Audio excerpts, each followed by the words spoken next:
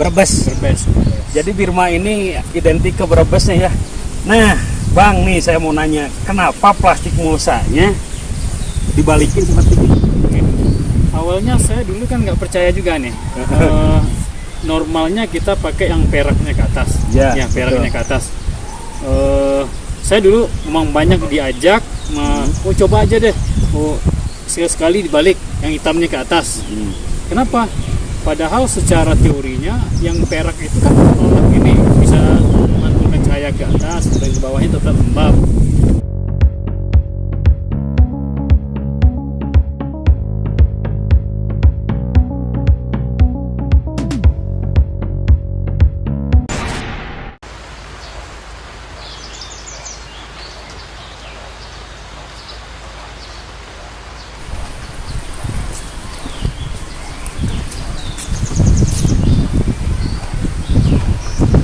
Waalaikumsalam kawan.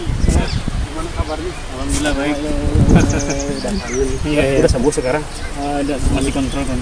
Jadi sahabat petani bijak dimanapun sahabat petani bijak berada, mudah-mudahan di siang kali ini sehat walafiat, berkah selalu di bidang pertanian ya. Ini sahabat saya, kawan saya ya, udah hampir berapa tahun Bang kita nggak ketemu kemarin tapi kita 2016 kayaknya ya. 2016 2017 kita ketemu, kita bahkan kesini tuh hampir ada dua kali pernah kesini. Ini kita lihat ke lahannya beliau.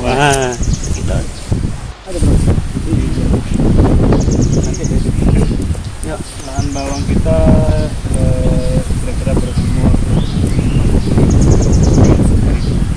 bawangnya 40 sampai 45 sampai 50 guys. Ini jenisnya apa nih, bawang apa nih? Birma. Jenis Birma, berarti Birma bisa juga ya untuk di dataran rendah ya, yaitu Birma ini Brebes. Jadi Birma ini identik ke Brebesnya ya. Nah, Bang nih saya mau nanya, kenapa plastik mulsanya dibalikin seperti ini? Awalnya saya dulu kan nggak percaya juga nih. Normalnya kita pakai yang peraknya ke atas, yang peraknya ke atas. Saya dulu memang banyak diajak, coba aja deh, sekali dibalik yang hitamnya ke atas. Kenapa? Padahal secara teorinya yang perak itu kan menolak ini, bisa memantulkan cahaya ke atas dan ke bawahnya tetap lembab. Teorinya begitu. Saya tetap tidak mau ikuti, saya tetap pasang mulsa seperti yang normalnya. Tapi orang yang nawarin saya itu dibalik, katanya ketahanannya lebih lama, bisa pakai 2, 3 bahkan sampai hanya 1 kali memakan proses 1 tahun lebih kuat. Jadi lebih kuat lah. Lebih kuat, itu alasan pertamanya. Yang kedua, kalau dari segi pengendalian gulma, ternyata katanya kalau pakai yang hitamnya ke atas tanamannya nggak bagus. Ternyata ketika umurnya masih sampai 1 bulan, oke ya, cahaya matahari masih langsung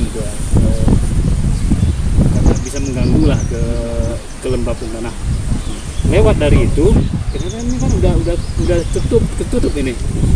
Jadi memang saya kan kerja, ada anggota juga kerja tanpa seizin saya, dia pasang aja kayak gitu, dibalik kayak gini. Ternyata memang tahan loh Mas. Ini 1,5 tahun saya nggak tukar-tukar ini. 1,5 tahun ya, bisa artinya 4 kali panen dengan musa yang sama. Artinya memang bisa menghemat biaya lah dari biaya pertanian ya, produksinya. Itu alasannya cuma. Gitu ya Bang. Jadi sahabat petani bijak ya, kita punya baru ya, penemuan baru, mudah-mudahan jadi ilmu nih ya, khususnya untuk sahabat petani mitra dan binaan yang ada di Pasir Selatan ya, yang sekarang yang ada di dataran rendah atau di dataran tinggi, apalagi Payakumbuh nih. Ini sekarang kita posisi itu ada di alahan panjang di dataran tinggi ya. Suhunya aja 22, tadi dilihat 22 sampai 25 nih. Nah, di ketinggian 1415 persis di sini. Di belakang kita lagi ngobrol di danau, ya asik danau ya. Nah, jadi ternyata kata si abang ini, kalau andaikan plastik ya, sama Bang Amni, plastik dibalikin gini terkuat dan gulmanya juga bisa ketahan ya. Gulmanya emang bener sama sih. Nah, sama nih ya. Gulmanya bisa ketahan dan pokoknya plastik yang hitamnya di atas gitu kan, hitamnya di atas itu bisa tahan lama, kuat gitu kan, tahan lama, kuat. Nah, terus tidak ada efek samping ya, ternyata nggak ada. Baik, bahkan kemarin juga kan kita dibahas masalah plastik mulsa yang silvernya di atas, yang silvernya di bawah, apakah berpengaruh ke tumbuhan atau enggak. Baik, ini nih bedahnya nih, ilmunya nih ya. Kalau untuk ketahanan betul, tapi kalau kita mau nanam bawang, karena kalau si bawang itu kan ya, atau buahnya atau penghasilannya kita di bawah ya kan, di bawah. Ketika si silvernya dibalikin, ini lebih tepat, lebih efektif, khususnya nih untuk petani bawang ya. Kalau silvernya di bawah itu lebih tepat, karena untuk mengatasi gulma atau layu fusarium, layu bakterinya masuk di bawahnya itu nggak bakal masuk karena silvernya di bawah. Tapi kalau silvernya di atas ya, ini yang silver perak nih di atas nih, terus lagi yang hitamnya di bawah. Nah, kalau untuk nanam cabai, tomat dan sebagainya diantaranya menekan gulma itu bisa, itu kan pantulan cahaya karena daunnya kan tinggi ya, seperti gini. Jadi si pantulan cahaya silvernya itu bisa nembak ke sini, makanya penyakit Phytophthora diantaranya ya, atau apapun di sini yang di belakang daunnya itu bisa bisa mati dengan cahaya pantulan cahaya di silver itu perak. Jadi kalau untuk petani bawang khususnya nih ya, plastiknya mau gimana sah-sah aja sebetulnya, gimana enak, gimana mood kita, yang penting kita nanam, jangan dipermasalahkan. Yang jelas faktanya setelah dicoba memang dari sisi ketahanan yang silvernya ke bawah memang saya akui ini lebih kuat.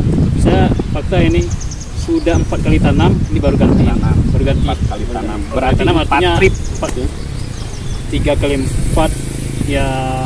Nah, ya 1,5 tahun. 1,5 tahun ya. Plastik mulsanya gak ganti-ganti, jadi bisa mengurangi biaya kos, guys. Ya, ini karena plastiknya plastik silvernya di bawah, kalau plastik hitamnya itu di atas, bisa mengurangi daripada biaya kos. Abang aja nanam sekarang udah 3 trip, guys. Kita jalan-jalan, kita lihat lagi di rumah ya. Hai, Kaira. Ini anak Kaira. Kaira. Halo Kaira. Kaira. Sekolah di ini sekolahnya. Ujian. Nanti alhamdulillah kayaknya bawang mencuacanya sekarang. Ya, bagus. Pengairannya gimana sih? Oke. Bicara pengairan, kita sekarang ada program dari kementerian, program namanya irigasi air tanah dangkal. Irigasi air tanah dangkal. Itu berupa pembuatan smooth bore, dan insya Allah informasi terakhir kemarin dari konsultannya kita lanjutkan pembuatan. Cuman kemarin ada sedikit kendala. Sebenarnya yang cocoknya di dataran tinggi ini memang irigasi air tanah dalam. Kenapa begitu? Kalau irigasi air tanah dangkal itu maksimal kedalaman galian sumur bornya itu hanya 60 meter. Nah, itu secara aturannya namanya program irigasi, kegiatan irigasi air tanah dangkal. Ternyata setelah disurvei geolistrik itu untuk bisa dapat air yang maksimal itu harus di atas 80 meter. Rencananya di mana? Di sini. Di kedalaman 60 meter itu hanya bisa mendapatkan air antara 1 sampai 3 liter per detik. 1 sampai 3 liter per detik. Itu laporan dari hasil penelitian geolistrik ya. Jadi kemarin sempat ada opsi apakah dilanjutkan atau ditunda tahun depan dirubah menjadi kegiatan irigasi air tanah dalam. Cuman saya punya argumentasi, kita di sini pertanian hortikultura, bukan pertanian sawah yang airnya harus mengalir setiap saat. Dengan irigasi atau dangkal kedalaman 60 itu kita sudah bisa, kalau memang benar sudah bisa dapatkan airnya 1 sampai 3 liter per detik, itu saya rasa sudah cukup. Kenapa demikian? Air yang kita sedot dari tanah melalui sumur bor, nanti kita tampung dulu, kita bikin bak penampung di sana. Setelah ditampung pakai bak beton. Setelah itu baru didistribusikan ke lahan. Pemakaian kita di pertanian hortikultura pun pemakaian airnya tidak terlalu banyak. Pada saat tertentu aja. Contohnya pas musim panas paling kita nyiramnya pagi sore, dan itu bergantian. Ketika air kurang kita tambah lagi. Artinya dengan air 1 sampai 3 liter itu udah cukup. Jadi mudah-mudahan bisa dilanjutkan. Kita ketika sudah ada sumur bor nanti, air irigasi atau dangkal sudah berfungsi, saya mau jadikan ini pasang pipa di dalam lahan ini semua sampai ke sana lahan kita. Ke dalam lahan itu kita akan bikin sprinkler. Jadi ketika kita butuh penyiraman, pagi kita siram jam 6, kita siram, sore kalau kita siram. Dan untuk pengendalian hama ya, terutama fungi, terutama ya fungisida, kalau kita pakai itu, pemakaian fungisida saya rasa akan bisa lebih kita tekan. Musuh utama tanaman bawang ini Kang Ajay saya rasa udah cukup paham ya di sini ya. Kabut itu udah, kalau sempat musim kabut itu udah nggak ketulungan itu. Kalau ada program irigasi atau dangkal ini, ada sprinkler, musim kabut malamnya, pagi jam 6 sebelum matahari terbit kita siram dulu. Siram, kabutnya turun, insya Allah itu sedikit teratasi. Kalaupun kita memakai fungisida, konsentrasi fungisidanya tidak akan terlalu banyak lagi. Nah, itu salah satu keuntungan. Satu, ini program untuk pengendalian keuntungan kalau kita sudah punya irigasi air yang sudah mencukupi. Yang kedua, saya sekarang sedang tawarkan kepada petani di Alan Panjang ini, khususnya dataran tinggi ini, karena harga pestisida dan harga pupuk luar biasa mahalnya sekarang, kita mulai menawarkan sistem pertanian organik. Ya. Kalau pure organik di lahan terbuka sekarang, petani itu agak takut, ya, kurang yakin melaksanakan 100% organik. Jadi kita punya referensi. Ternyata di Jawa Timur itu orang bertani hortikultura ini sekarang memakai screen house ini di lahan kita ini kita pasang net setinggi 2 meter atau 2,5 meter. Di dalamnya kita beraktivitas seperti biasa. Namun lahan kita udah tertutup. Ada apa keuntungan yang bisa kita dapat di sini? Pertama, pengendalian hama insektisida, serangga. Ketika itu tertutup, serangga tidak masuk lagi. Satu. Yang kedua, termasuk tadi musuh terbesarnya di dataran tinggi, khususnya di Alam Panjang ini, Lembah Gumanti lah ya. Musim kabut itu, kalau kita sudah pakai net screen house itu, kabutnya bisa pecah di jaring, tidak langsung ke tanaman. Nah itu. Jadi dengan memakai itu, kita bisa jauh lebih mengurangi biaya kos produksi petani hortikultura kita. Program ini sekarang kita sedang tawarkan ke pemerintah daerah untuk kita bikin beberapa denplot kecamatan Lembah Gumanti dan Kembar. Kita sebar nanti. Ketika ini berhasil, memang sih dari segi biayanya awalnya kita agak mahal ya, agak mahal. Tapi sekali kita mengeluarkan biaya agak mahal, ketahanannya bisa sampai 5-7 tahun. Nah, yang biasanya kita petani, saya contohkan di sini. Ini hanya 2 bal plastik, artinya katakan kalau bibitnya 120 kilo bibit bawang ya, bawang ini. Dulunya saya dengan biaya 7 juta saja sudah bisa sampai panen, sampai ke rumah. Sekarang sampai nutup ini aja saya udah habis 9 juta. Saya perkirakan sampai panen ini saya harus keluarkan kos 15 juta. Oke lah, Bang. Ya, jadi terima kasih nih ilmu-ilmunya, inovasinya, semoga aja untuk kedepannya semakin solid nih, khususnya para petani di sini.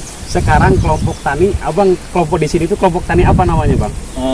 Kelompok tani kita namanya kelompok tani Muara Danau di atas. Muara Danau di atas. Luas lahannya berapa? Oke. Kalau luasan lahan yang produktif sekarang itu 25,53 hektar. Ya hasil itu hasil pengukuran kita ya teman-teman. Itu yang produktif. Yang potensialnya kita lebih dari 50 hektar potensial. Lokasinya itu sampai di Rimbu Jirak sana. Sampai ke ujung sana ya, sampai ke ujung sana. Itu yang nampak bukti itu ada lokasi. Ada lagi. Kembali lagi ke nama kelompok Tani Muara Danau di atas. Kita masih terinspirasi secara geologis. Kita memang ini namanya kan Muaro ini Pak. Ya. Nah ini danau. Jadi ada Muaro Danau di atas itu. Nah nanti kawan-kawan nih, kalau pengen lihat misalkan abang, kadang-kadang nih kawan-kawan kamu ini khususnya ya, yang ada di Pulau Jawa, bahkan ada di luar negeri juga nih ya, sahabat petani bijak yang biasa DM. Nah kalau pingin lihat perkembangannya untuk ke depan, abang ada channel misalkan apakah di Facebook, apakah di mana, apa bang channelnya bang? Ya, kita baru Facebook aja ya. Facebook ya. Apa akunnya? Muaro Danau di atas, kelompok Muaro Danau di atas. Nah, itu boleh dicatat ya nanti di sini nih, ada di screen di sini, boleh nanti di add ya. Poktan Muaro Danau di atas. Poktan Muaro Danau di atas. Nah, itu kegiatan-kegiatan kita, baik itu kegiatan anggota kelompok, baik itu kerjasama dengan pihak ketiga dan pemerintah daerah. Hal ini Dinas Pertanian Kabupaten dan Provinsi, kita selalu upload sekarang. Jadi teman-teman petani yang mau mendapatkan informasi dari aktivitas pertanian Muaro Danau di atas. Nanti kalau perlu bibit, perlu mau meninjau ke sini, mau ngobrol-ngobrol sama Bang Am ini, boleh nanti ya, ada nomor teleponnya di sini, nanti bisa di call aja. Demikian Bang, terima kasih atas obrolannya. Nanti kita lanjutkan lagi Bang, obrolan yang kita seru ya. Saling berbagi aja Kang Ajay bersama petani bijak. Baik, terima kasih ya sahabat petani bijak, dimanapun sahabat petani bijak berada. Mudah-mudahan percis ya obrolan kami ini, ada sekitar 30 menitan, mudah-mudahan bermanfaat khususnya ke petani mitra dan petani binaan. Sukses terus petani Indonesia, baik yang mendengarkan, baik juga yang menyampaikan ada yang lebih baik, yaitu siap mengamalkan pertanian dan menyampaikan kembali. Bila video kami bermanfaat, jangan lupa ya di share dan like